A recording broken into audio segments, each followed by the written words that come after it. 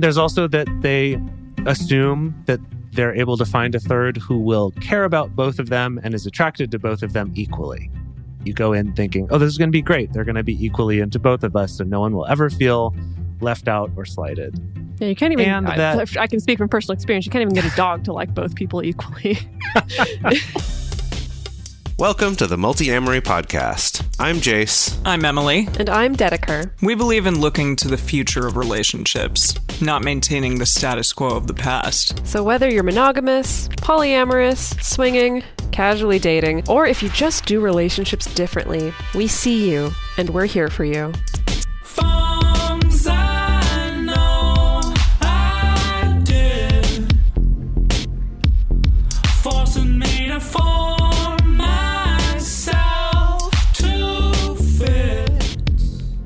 On this episode of the Multi-Amory Podcast, we are once again asking the question, is it ever ethical to seek a third in a non-monogamous relationship? The last time that we did an episode about unicorn hunting was on our first tour in 2017. That's episode 109, which is just thousands of years ago. Thousands. And since then, the prospect of finding a third still comes up incredibly often in groups with newly non-monogamous couples. And today, we're going to be talking about some more information about unicorn hunting, finding a third, and trying to figure out if ethical unicorn hunting really even exists. Is that possible to do it ethically? Something I think I've noticed between now and when we recorded that episode a billion years ago is I think there's also been an explosion in media and TV shows and films that have portrayed triads or straight couples dating bisexual women, and often framing it in a positive light, to be fair. You know, not necessarily digging on polyamory or on triads, but I think that's the thing that I've noticed that has changed even in this, 4 or 5 years or whatever it's been, is I think there's a lot more media, so that means there's a lot more exposure, so then I think there's a lot more seeds planted of that particular fantasy for people, right? That's a really good point. Well, and it's interesting too, because I think that we've seen more images of this kind of stable, ongoing 3-person relationship, stable-ish in TV shows. And again, not a ton, but we see them now and again a lot more often than we used to, as opposed to kind of the threesome hookup, which used to be, I think, more what you would see if there were any kind of grouping of 3 on TV. It would be more like this fling for a summer vacation or just a one-off thing or something. But we have seen this rise of shows showing these more ongoing relationships. I remember this episode of Sex and the City, which kind of, it was a while ago, it was in the early 2000s, where Samantha and her boyfriend had a third over for his 60th or 50th birthday or something. And they really did treat her like shit. It was not cool. They kicked her out of the bed and eventually were like, get her out of here and all this stuff. And I think about that. I mean, she was much younger than the couple. And that was kind of how they portrayed it. And it was supposed to be funny at the time. But I look back at that now and I'm like, this isn't at all funny. This is really unfortunate and shitty for this person that was maybe hoping to have a fun time with 2 people and ended up just getting shafted completely. This human being who's being used as a birthday gift? Exactly. Right. Literally. Yeah. So, okay, I want to provide a little bit of context here. I had a friend recently who has been in a long-established marriage for a while ask me about finding a third. And immediately, I just had kind of some red flags go off. I was like, I don't even know where to start here. Because what do you do? Do you point this person to dating sites? Do you point them to meetup groups? Is it even ethical to send a person in that direction or what?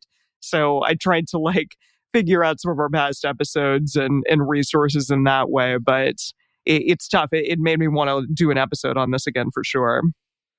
Yeah, with your friends, it is that funny thing where when they ask these seemingly innocent questions about finding a third or getting into a triad or stuff like that, I think from our perspective, having witnessed so many train wrecks over the course of so many decades, it's so hard to tamp down that knee-jerk response to be like, just don't do it. Don't even make me explain why. Just don't.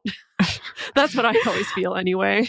Yeah, I want to be kind to this person and stuff, but it's clear, that still this is so much the low-hanging fruit, I think, of a lot of people newly opening up their relationship or curious about, like, what do we do? This is what I want, to find a person to, like, come and join the relationship that I already have, sort of thing.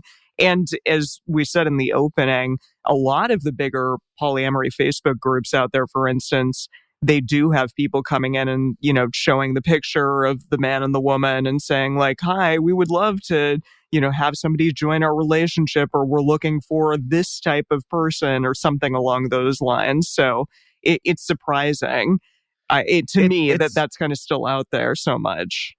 Well, it's also, I think, a very hotly debated or very kind of loaded topic, because you'll have those situations where, like you just described, Emily, you'll have in some online groups or some spaces, someone will come in and say something like that, and you'll get this pile-on of everyone being like, you're terrible, awful people to want that. You're horrible. That's really bad. You're terrible. Which I don't think is a helpful response for people. I agree. Or on the other hand, you'll get lots of people who are all like, yeah, we're looking for that too. Oh yeah, we found that. It's great. Yeah, we're looking for that. Kind of not taking the time to think about accountability and doing it responsibly and ethically. I feel like it's unfortunately rare to find interactions that do have that balance. I think kind of like you tried to strike with your friend, Emily, of, well, let me try to give you some resources. Like, I know you pointed him to our older episode about this and to some other places to say, here are some resources to try to learn a little more about what it is you're actually looking for and asking. And here's some places you might go to start meeting communities or dating apps that might facilitate this. But you know what I mean? You're trying to strike that balance of, I'm not going to tell you you're awful for wanting this, but I'm also not going to go, yeah, go ahead. Here's the ways to do it. It's great. I'm going to try to strike that balance. Provide some educational resources, perhaps. Right. Yeah. And also what we're seeing now, I think the same way that we've seen terms like relationship anarchy or non-hierarchy, for instance, really evolve in the way that they're used, where, for instance, if we take the term non-hierarchy or non-hierarchical, people who enter into the non-monogamous community, I think, tend to pick up very quickly, hierarchy equals bad, non-hierarchy equals good. And therefore, if I just slap the label of non-hierarchy on what I'm doing or what I'm wanting, then it'll solve all those problems, Yeah. And I think the same thing has happened with the term unicorn hunting, is now people who are starting to put themselves out there and try to find a third will probably learn very quickly that, unicorn hunting equals bad. Therefore, if I don't call it unicorn hunting, or if I say not looking for a unicorn, then it's going to be okay, which is, from a linguistic standpoint, fascinating to see how people react to language in this way. Well, speaking of language, do you want to move on and tell us what the heck unicorn hunting is? And give us a little definition here for those who don't know. Maybe some of you out there have found this podcast, this episode, and are like, oh, unicorn hunting, I've kind of heard about that. Let's talk about what it is. Yes. So sometimes people refer to it as looking for a third, finding a unicorn, creating a triad. That is a little bit more on the fringes because there's other triads that form, I think, organically outside of people unicorn hunting. But usually it's the practice of an established couple. So usually a couple who's been together for a long time, maybe monogamously, maybe not, trying to find a third partner to engage in not just, sexual encounters, so not just threesomes, but often there's an implication that this is going to be ongoing as well. So I'm not just looking for a threesome hookup. I'm looking for someone who's going to serve that role, be the third partner, and be essentially in an ongoing relationship. And the stereotype of the unicorn hunters, usually it's a straight cis man and then a woman, a cis woman who's bi or pansexual, or a bi-curious cis woman. And usually they are looking for a bi cisgender woman. And the way that it gets turned into specifically the term unicorn is that often the boxes to check are quite extensive. Yes. Yeah. So she has to be attracted equally to both of us. She has to be completely okay with whatever arrangement is that we want. Maybe she'll even disappear when we don't want to have to explain her existence, or maybe she'll move in with us, help us with childcare, provide free labor of taking care of the house, things like that. That's kind of the extreme image of what people expect a unicorn to be. I would add the other kind of problematic one that tends to come up is this expectation that she also would not be pursuing any other relationships besides the one with us, even though we might live together and she doesn't live with us, or she does, but not when it's inconvenient or something like that. But that's sort of, she gets this secondary status in this relationship, but also is kind of expected she won't pursue any other relationships. That's kind of one of the ones that tends to come along. People don't usually say that right up front, but that one often comes up as a point of contention. And just to layer extra levels of discomfort on top of it, often what's going on is sometimes there's a one penis policy in play with the central couple. So as in, we can date a woman together, but we can't bring another man, things like that. So as you can see, I think when people hear the term unicorn hunting, often it brings up just this very acrimonious, problematic, uncomfortable image, or at least it does for me. And the term unicorn sometimes is used synonymously with, hot bi babe, or an HBB, as sometimes the kids call it on the internet, which is usually considered... I don't know. I've seen hot bi babe. I haven't seen HBB, that definitely. Personally. I haven't seen HBB. Is funny. Which to some people is considered derogatory or condescending. Some people embrace the term unicorn. We'll get into that a little bit later on. Like some people who do want to serve this role for a couple are really into the term unicorn. So it kind of gets used in many different ways. Yeah. It's also worth noting here that the term unicorn hunting is generally never used by the people doing it. This is almost always a term that's used by other people to describe what they're doing in a derogatory way, right? Just to say this thing you're doing is not good and we're calling it unicorn hunting. And if you think about the terminology there, that hunting, right? When we're thinking about having a relationship with someone else, the only other context that I can think of where people would use words like hunting would be potentially in like pickup artist circles. Like on the prowl or something. Like we're going out and hunting for ladies or something like that. Right. And in both cases, the connotation there is kind of this predatory relationship and an objectification. Like it's like we're not even thinking of this person as a human or a relationship, but we're just hunting for something. And so when people talk about unicorn hunting, that's kind of what they're implying about what people are doing. And as we'll talk about in this episode, a lot of people have good reason to feel that way. But I just want to clarify that I know that we started the episode saying, is it possible to ethically unicorn hunt or whatever? And I think in reality, if you were doing something ethically and seeking this out, it wouldn't be unicorn hunting. So kind of, we've sort of got ourselves trapped in a little circular contradiction there. All right. So this might seem like some basic 101 level stuff, but to start out, here's some of the reasons why people tend to go for this when they're first opening up their relationship. So first one on the list is that it often feels safer to the people in that couple if they're dating the same person. So if they're opening up and they're dating the same person, that somehow feels safer. Like nothing's happening that I'm not aware of, I think. There's also that they assume that they're able to find a third who will care about both of them and is attracted to both of them equally, which is an unlikely thing. And even if it does happen, is unlikely for that to last a long time. But that is the idea, right? You go in thinking, oh, this is going to be great. They're going to be equally into both of us, so no one will ever feel left out or slighted. Yeah, you can't even, I can speak from personal experience, you can't even get a dog to like both people equally in a relationship. That's true. That is true. And that often the couple might feel that it's easier for them to prioritize their original couple if they're only dating as a couple. That kind of they're able to enforce more of their own rules with each other by dating together. I think that's another one of those sort of ideas that goes into that motivation.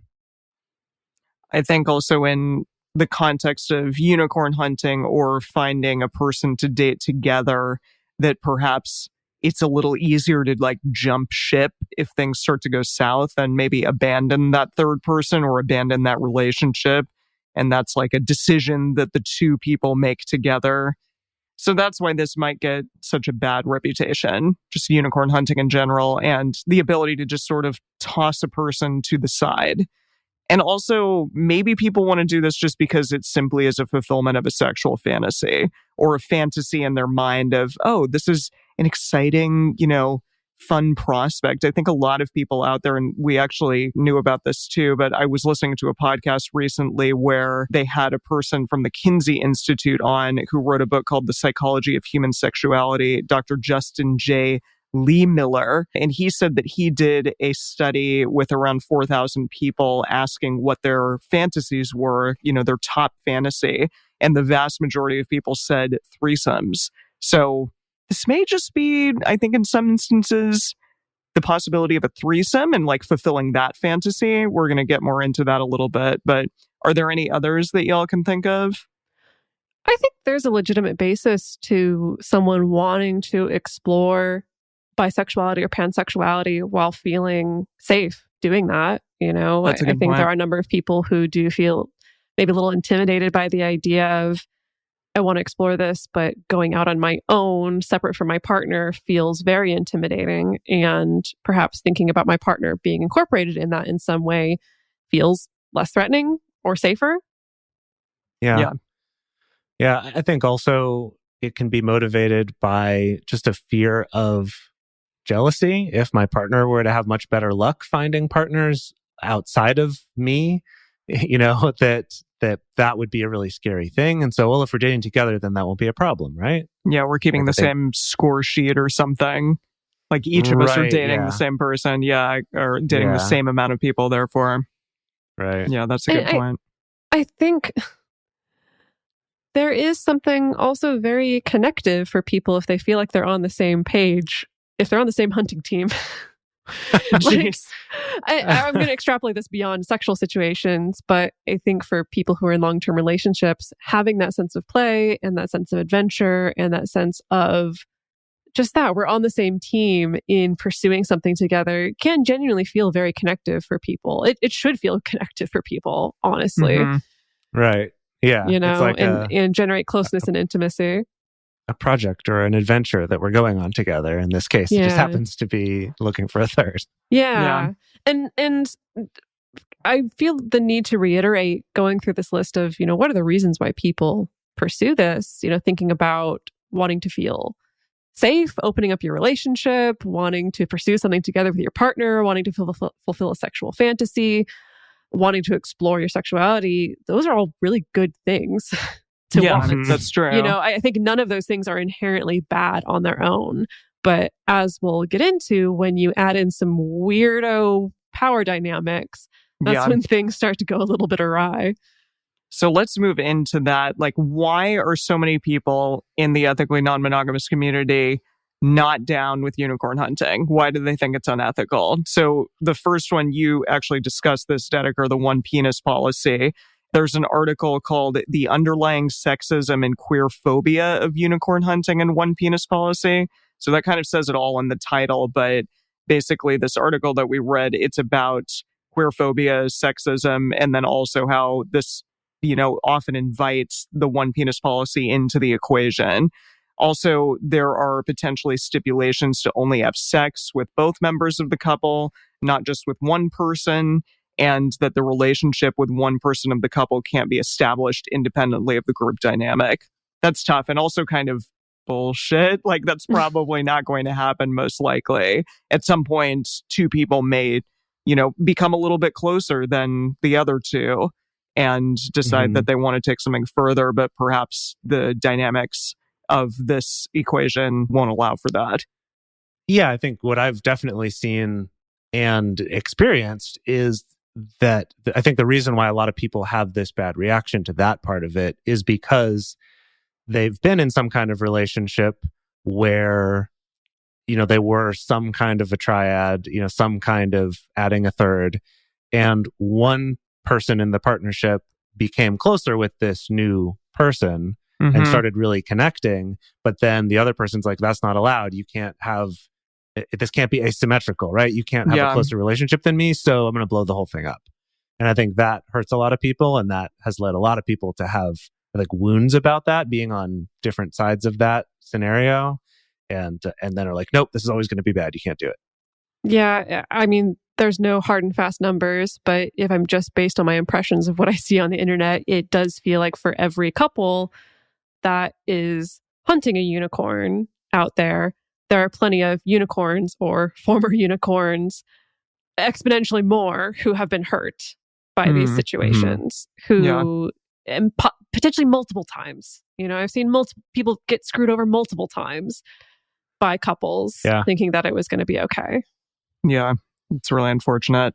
I kind of, to piggyback off of that, a couple may have time to discuss things that are happening in the group relationship with one another, like especially if they live together or if they're a long-term established couple.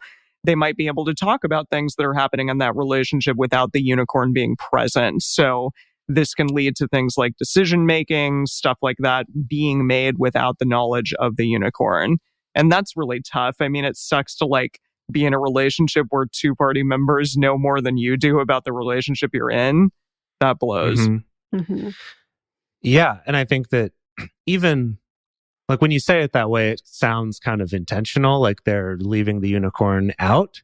But in reality, even because those two people are communicating much more frequently, they might even think that there's more of a consensus of an understanding of what the whole group is feeling, even though they've left out one person, or at least not equally weighted that other person's feelings and thoughts about it, just not intentionally, but just because of who they're communicating with more. So there's kind of inherently this power imbalance that's really hard to get past. Another one is that if there are hurt feelings, you know, if something went weird, the couple has each other to help each other through those feelings, but that unicorn might be left to go deal with that on their own. That they don't have quite the same support network or stability in that relationship. And then ultimately, if the couple, like Emily mentioned before, if the couple decides it isn't working out, they can just stay together and break it off with the unicorn. Either because they both decide that, or more often, I think what we've seen is one person of the couple decides this is done, and then it ends up having to be done for everyone. Yeah. And that, again, causes a lot of hurt and is this big power imbalance that unicorn can just kind of get tossed to the side like that. And again, like Dedeker said, lots of people have been hurt by that. And so there's understandably some negative feelings and reactions to that setup. And then, of course, we have to address that often in these situations, there is inherent sexism, homophobia, transphobia, particularly in situations where there is a one penis policy going on. You know, sexism because of believing that, I mean, sexism and homophobia because of believing that relationships and sexual relationships between two women don't carry as much weight. They're not as threatening. They're not as real to the cis man in the situation, and therefore it's okay. I have seen a lot of straight cis men have very rude wake-up calls when they realize that's not the case, that their relationship that their female partner is having with another woman is actually just as threatening or just as scary at the end of the day. And then, of course, there's this inherent transphobia. Often when couples go out looking for a hot bi babe, the implication is we want a hot cisgender babe, right? You know, we're not interested in anybody who's trans. And then there's also underneath that a little bit of this philosophical question of, okay, if you have a one penis policy and your female partner dates a trans woman who maybe doesn't have a vulva, is that threatening? Or if it was the opposite, if your female partner dated a trans man who maybe doesn't have a penis, is it about the penis, right? So as long as there's no penis other than yours involved, then it's okay. Which is, of course, it just brings up all these weird, uncomfortable questions. And I've seen some people who are able to sit with that and be like, oh yeah, you're right. That's interesting to think about. And that kind of questioning can lead people to start to unpack, what are the things I'm actually afraid of? What are the things that I'm actually threatened by? And for some people, it just ends up in this really horrible transphobic, you know, kind of really clinging to the gender binary, which is not great.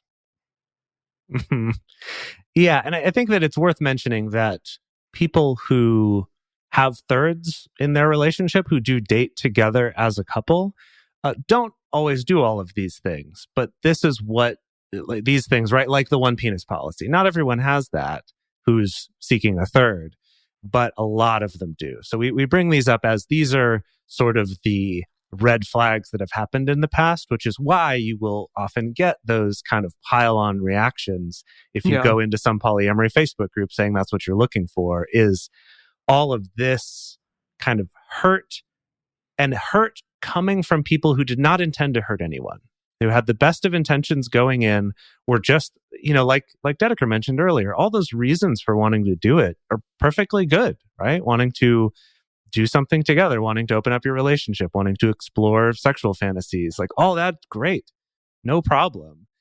But there's so many of these things that are generally unexamined, like that, sexism and homophobia and one penis policy, or that power dynamic that the couple has that they're usually not even aware of.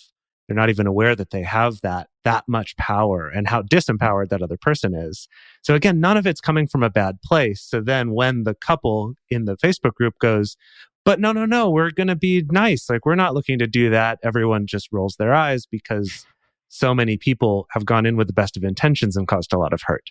So that's kind of where that comes from. And I think that's really worth understanding, both from the point of view of being the people jumping on someone for wanting that, and if you're someone who's thinking, I'd kind of like this, to be aware that this is why. There's like very valid reasons why people are upset by this and why people will discourage you from doing it. Alrighty, well, we're going to discuss more about unicorn hunting, why it often goes awry, and then finally get into some of the questions about, is it ethical? Are there any moments where it's ever ethical? And some of our findings from that. But first, we're going to talk to you about some of the ways in which you can help this show continue to be brought to the masses for free. We really appreciate your support.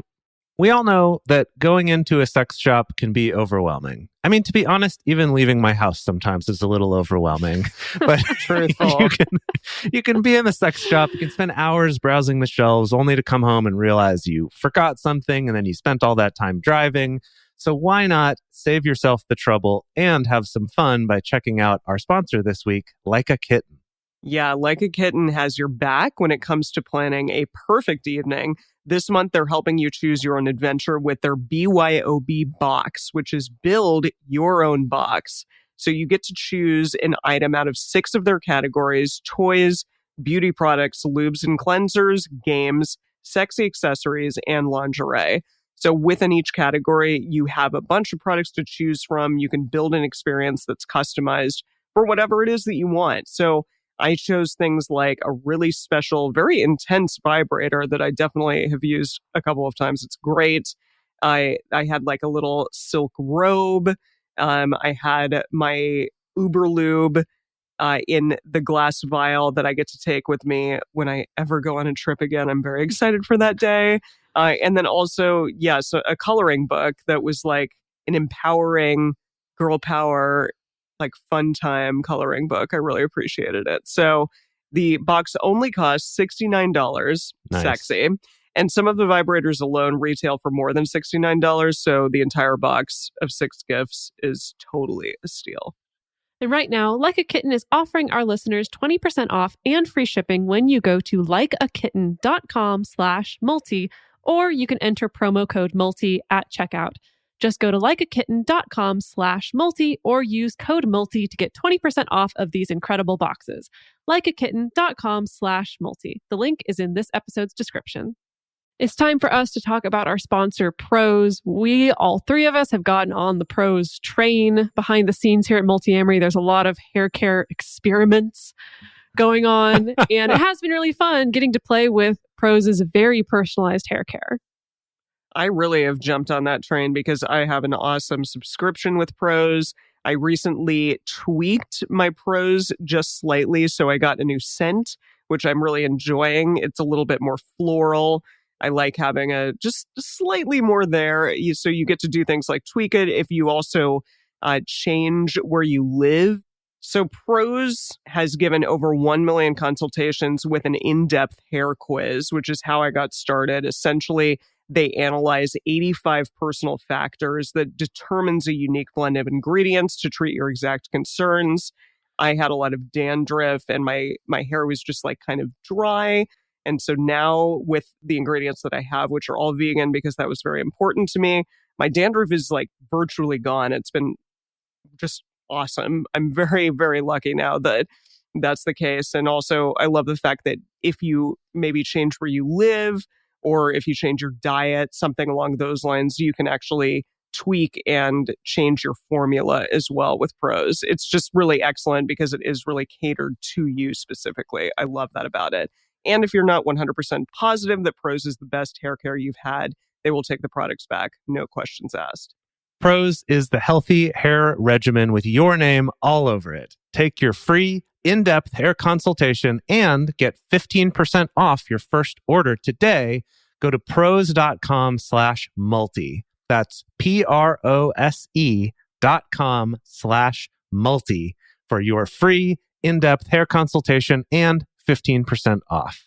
Alrighty, everyone.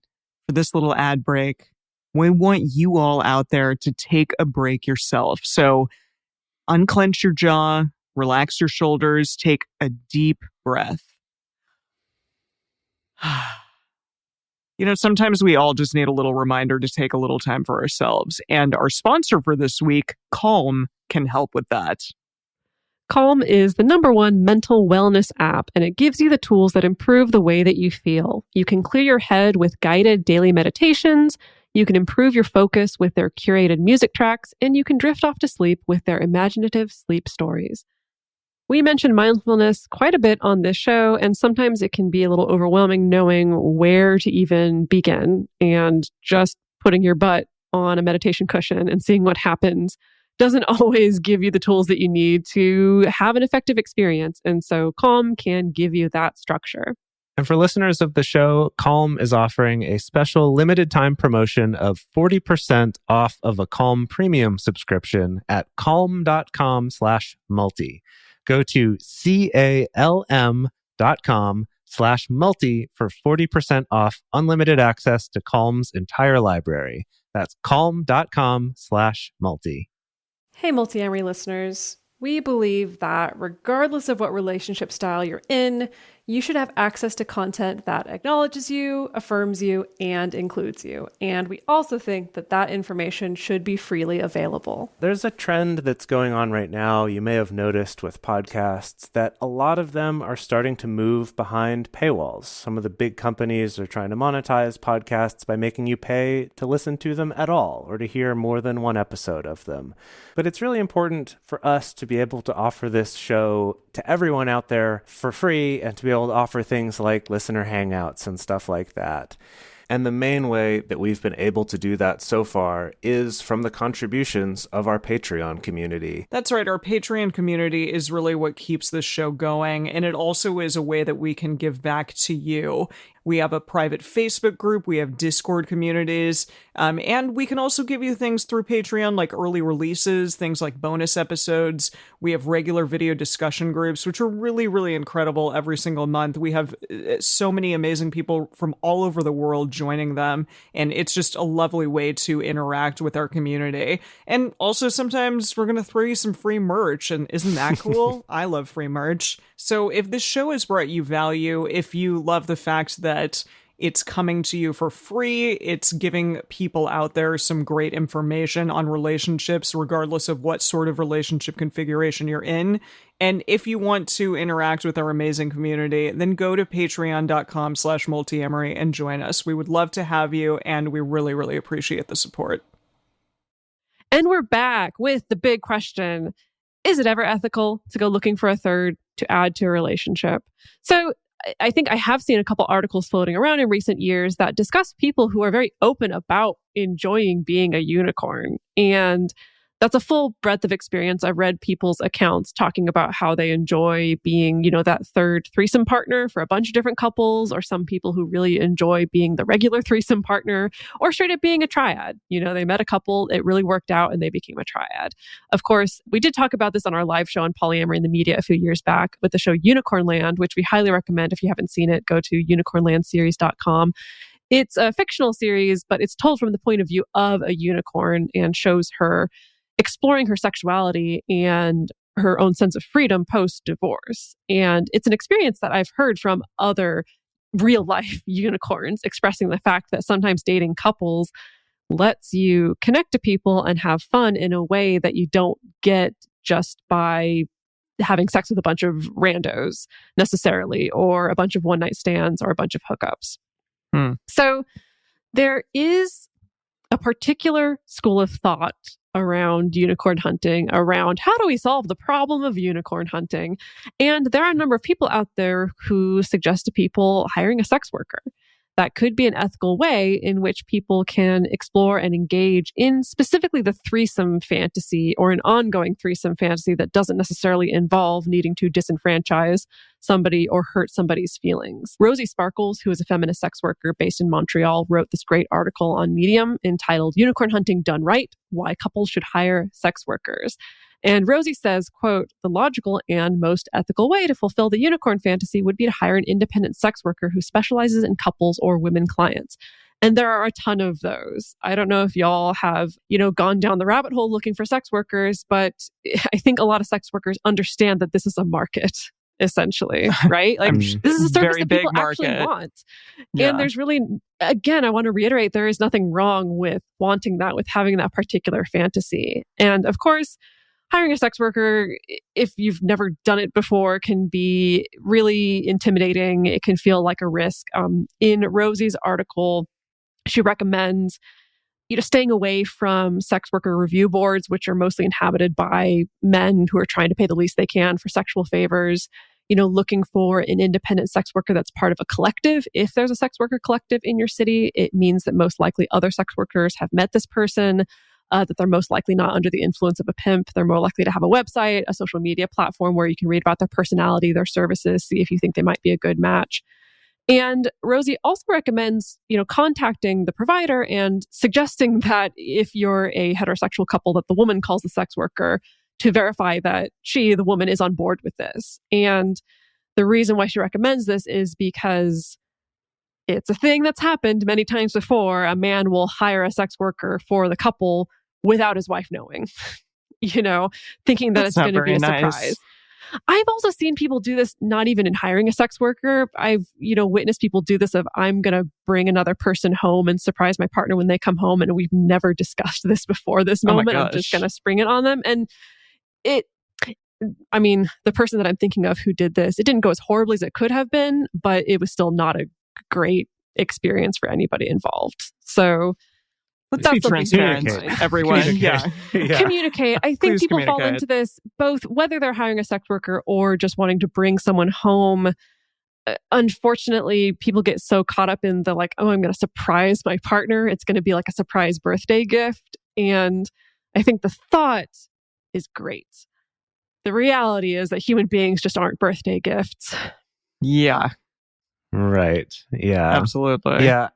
But I think that what's worth kind of looking at and getting to the heart of this is something that we talked about years ago when we talked about this before, which is if the threesome is the thing that's exciting, be honest with yourselves about that. And that's great. There is nothing wrong with that. And if the threesome is the fantasy that you want to do, that doesn't necessarily mean adding a third to your relationship or finding someone to have this ongoing relationship with. This could be, just a friend who sometimes likes to hook up with you on a regular basis as a couple, right? It could be that. Someone who, you're not trying to kind of pull into this whole relationship. It's I get they have this whole other life, but maybe they like hooking up with the two of us. That's an option. It could be a one-off thing. It could be hiring a sex worker. There are people out there who are interested in having sex with couples, but don't want to enter into a relationship where they're kind of either expected to not date other people or that they have to invest a lot more of their time. Maybe the reason why they're not in your couple is because they don't want to invest all that time and emotional energy into this relationship, and they just like the threesome part too. Just be aware that those are options and those are all perfectly valid if you find other people who want those too. I think sometimes people can have guilt about that fantasy and then think, oh, well, having an ongoing relationship, polyamory, that's the way to not feel guilty about this. Generally, the articles that I've seen out there that have happened more recently regarding like people who are happy that they're unicorns, or they're saying, this is my great experience of being a unicorn. It kind of conflates that idea of threesomes or being a person who enjoys engaging in threesomes with kind of conflates it with like this idea that many of us have of like unicorn hunting. And to me, they're not quite the same thing. I guess one can, call themselves a unicorn and say that, oh, I am the third in a threesome with established couples and I love being that. But when I think about unicorn, I guess my mind tends to go to that more predatory, couple that's looking for a third to enter into their lives for like a long period of time. But a lot of the articles out there, they're more these people that are just excited about having threesomes. So there was one called Confessions of a Real Life Unicorn, and essentially just says that she's someone who is a bisexual woman who is down to hook up with generally heterosexual monogamous couples, often as a no strings attached threesome experience arranged in advance. And so she uses things like Field, which is one of our sponsors, and things like Tinder or OkCupid.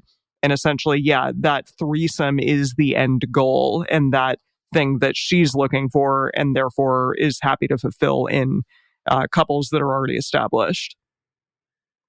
I think it's worth noting about Field that this article was written in 2017 when Field was much more focused on threesomes, and it has since kind of expanded to fill this void of a more sex positive and inclusive dating app that no one else has really managed to pull off. So that's also interesting, kind of getting this glimpse in history of kind of the origins of that and how that's evolved over time. That's true. Also, from that same story, The Confessions of a Real Life Unicorn, something she says, I'll actually just read this quote because I think this is really does a good job of kind of summing up how that could feel. And that is, they have each other, they fit into each other's big plans. I mostly fit into their weekend plans, and I'm fine with that. I have a somewhat demanding job, a full social life, and an insatiable love of flirting with people, and a committed relationship just doesn't fit into my schedule right now. But my couple, they're perfect. I think that is really interesting. And I did want to share too that the experience that I had kind of being a third with a couple, and I know that when we talk about unicorn hunting, that's generally adding a female partner. That's the stereotype there. But the one time when I was a third with a couple, one of the things I did really like about it was getting to be the special thing, right? Kind of like she's describing. It's like I get to be the special fun thing, but then I also get to leave and not deal with like the household drama or like whatever else is going on. Sounds right? fun. Yeah. Yeah. And there were some challenges. In this case, they were people who I'd been friends with for a while. And so if things did get awkward, I would be worried and concerned for them and wanting to make sure they're okay. But I could also see if it were people that I wasn't as close with in advance, it would be great to kind of be like, wow, this feels weird now. I'm going to go and just kind of not have to deal with that. Like that actually, ironically, we've talked before about unicorns getting burned by not getting included in the more serious conversations. But depending on the unicorn, they might be like, cool, I'm no worries. You do your thing. I'm gone. See you later. So it's just kind of being aware of how everyone's feeling and what people's expectations are, I think is an important part of that. Yeah, there's this other article that we found titled, I'm in a loving relationship with a married couple, and that makes me a unicorn. Where, kind of the same theme where this woman is talking about her experience, really enjoying this triad relationship with a married couple. She also sees other people on her own, so it's not necessarily a closed triad. And of course, that leads one to believe, perhaps it is possible for an organic, ethical triad to evolve out of a unicorn relationship. That does happen, for sure. It's unfortunately, with the prevalence of unicorn hunting, everyone thinks that that's going to be the natural endpoint. It's going to be this really healthy, wonderful triad, and that often isn't the case. But it does happen. Sometimes I think people get really lucky in their expectations being matched, in the way they communicate being matched, and where it does turn into a really long-lasting, nice triad.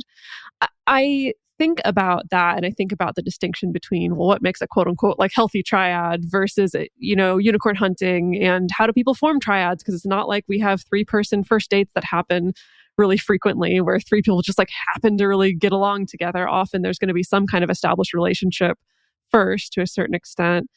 And I think revisiting this topic, maybe this is a little bit too simplistic for me to say, but to me, it feels like it just comes down to power and power dynamics. And that's not to say in order to have a triad or have a third in a relationship, you need to completely scrub away any power dynamics. I think it's just to say everyone needs to be aware of the power dynamics. Power is sexy. People play with power all the time. Like that's so much of kink and BDSM. But the foundation of that is everyone involved knows what the power exchange is going to be. Right. And so if you're a couple and first of all, you have the self-awareness to know we want to be holding most of the power and decision making in this situation. And therefore we want someone who is okay with that.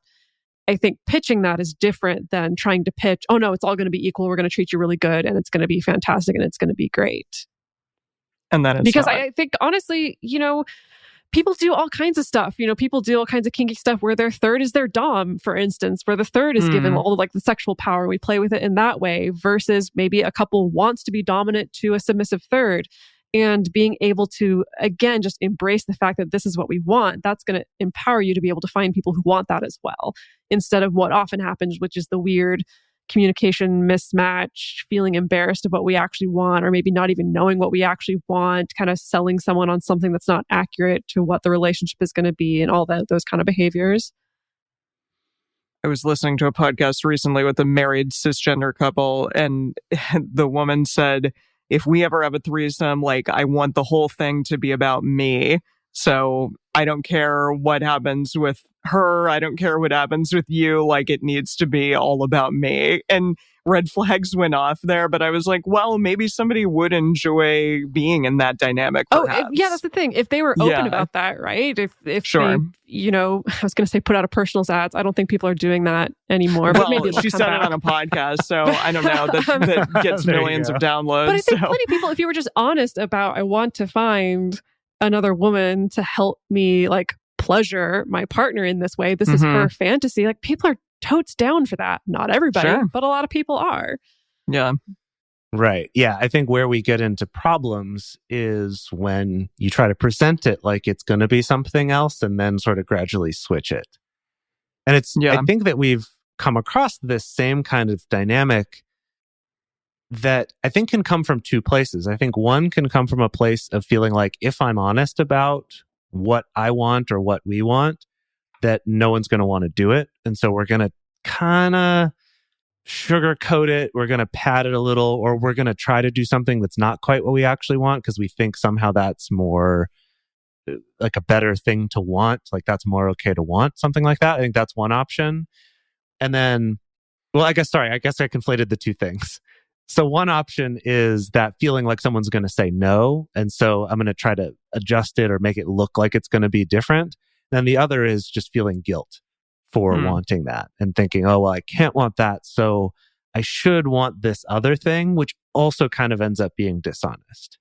And I think we see this in all sorts of other areas too. I think there's like this extra power dynamic that shows up with couples doing this.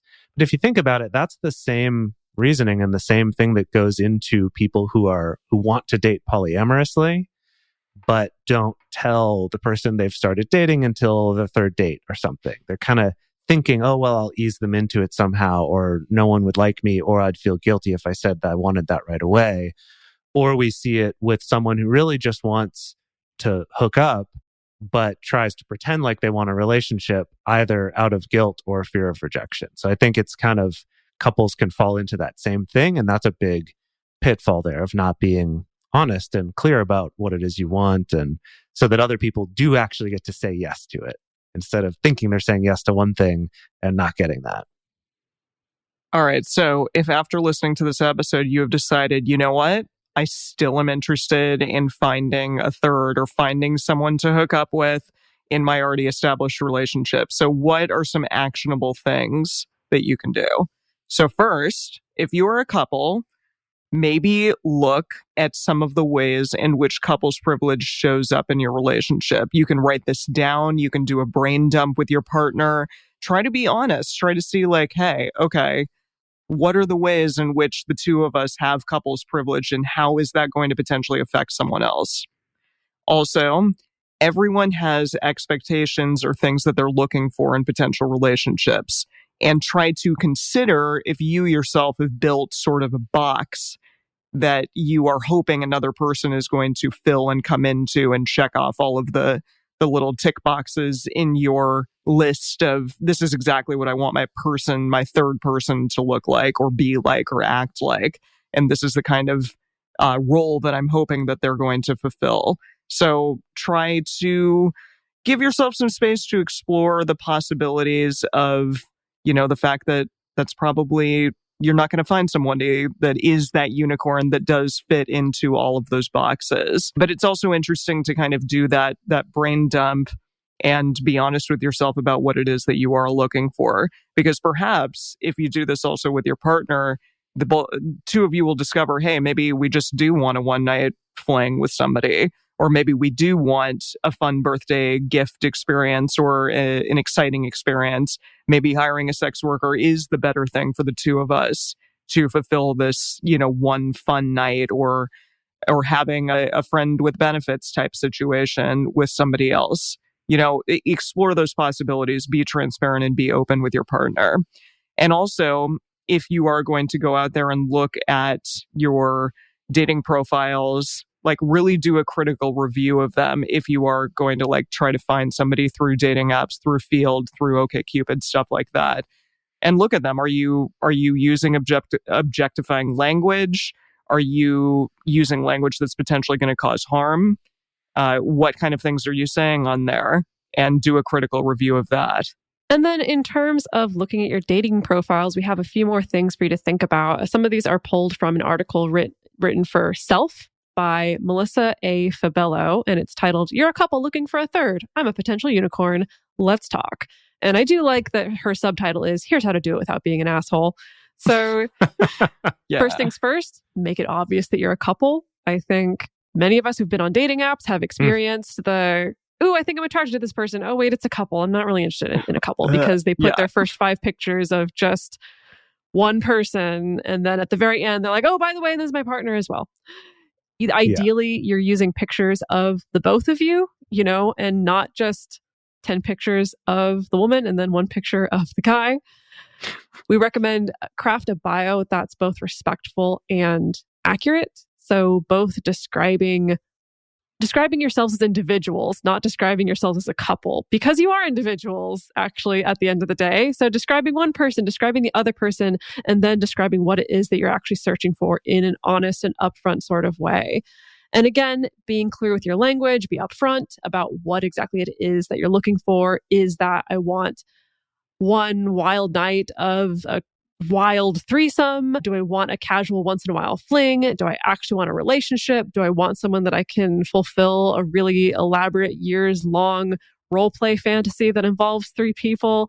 The sky's the limit. The important thing is just being honest. And I think the nice thing is these days, especially with apps like Field and OkCupid that are trying to make an effort toward being more inclusive and creating a space where people feel more free to be themselves, where you don't necessarily have to water down what it is that you're looking for. And I think that's the most important takeaway, in my opinion, is if you put it out there, you really increase the chances that you're going to find someone who wants what you want when you're honest about it. Yeah.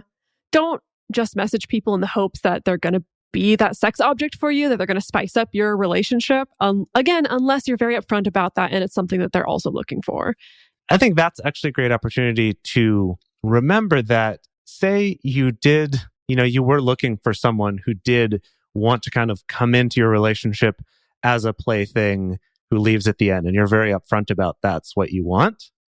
Even if that's the case, the way you talk to this person, talk about this person, and message this person is different from that, right? That's kind of one of those things that you learn in kink communities and relationships that I think a lot of people going into this don't have that experience, but it's that communication beforehand needs to be very considerate.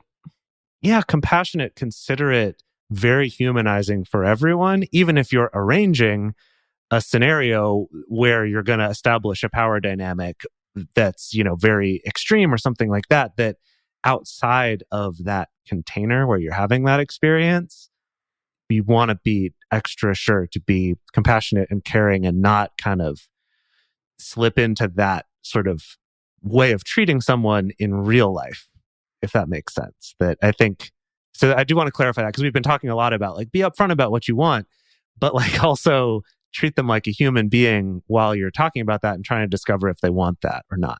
And if they don't, that's fine. And then lastly, if you connect with someone and it gets as far as actually meeting this person to see if it's a good connection, to see if it seems like a good fit, remember that you don't want it to come off like a job interview. You don't want any date to come off like a job interview. Yeah, that sounds shitty as hell. So, stuff that couples will do is like, give each other secret looks or secret, gestures or secret gestures to kind of give a sense of. Yes, this is a good one. And shaking hands. It happens. I'm imagining a pitcher and a catcher. They're doing like secret signals with their baseball caps. Yeah, exactly. Tugging on their nostril or something. I totally understand the temptation to do that because there's a part of that that's really fun. But also, again, you're not trying, like, that already establishes up front that we're the ones with the power and you're not. We're the ones potentially holding the job that you so want or not, or we're going to give you the part or not. And so just be aware of that. Just be cool, kids. I don't know how many times we can say it. Something that people don't think about is the fact that this is a two-way street. It's not just about you evaluating this third person to see whether or not you think they'll fit. They're also evaluating you. Hell yeah. You should also be dedicating some brain space to thinking about the fact that we also need to put our best foot forward. And we also need to give a sense of expressing to this person what we can offer in this sense as individuals. And I wanted to leave you all with some final words from the esteemed Dr. Eli Sheff, our good friend, who wrote an article in Psychology Today and said this, which I found to be really interesting and something that probably not a lot of people do. But if a couple is lucky enough to encounter a woman who wants to hook up with them, they should treat her like they fully appreciate the rare and magical being that she is.